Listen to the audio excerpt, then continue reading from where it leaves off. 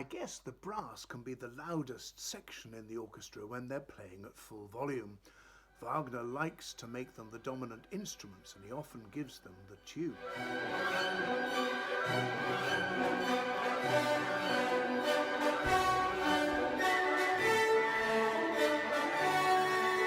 Since Wagner's time in the late 19th century, the orchestral brass family has traditionally consisted of 4 horns,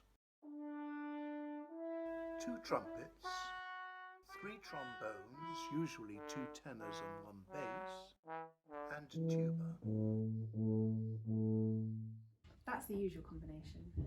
But some scores call for 2 horns and 3 trumpets, and some larger works call for 6 horns or even 8.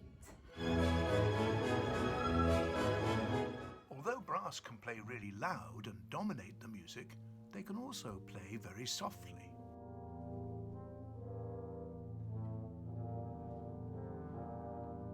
This is a slightly unusual passage where the brass players have individual solo lines. Brass are often required to play chordal passages like this one from Lily Boulanger's setting of Psalm 24.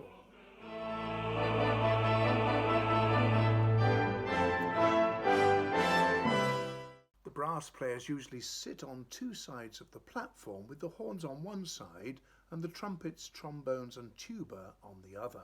In 1951, trumpet player Philip Jones founded one of the first ever classical brass ensembles. They recorded many discs, as well as recording the theme tune for the Open University.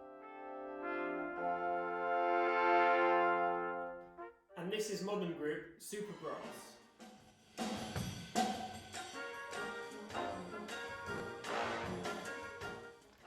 In this country we have a great tradition of brass bands, and brass instruments are so versatile that they can imitate the sound of a full symphony orchestra.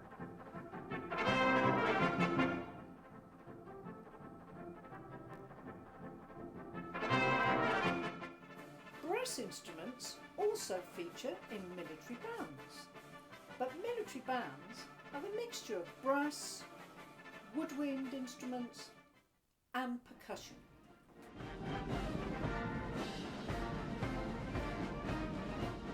And at Christmas time, you've probably seen a small group of Salvation Army brass playing carols. A small group of 5 brass instruments make a good combination, and there's a lot of music for brass quintet.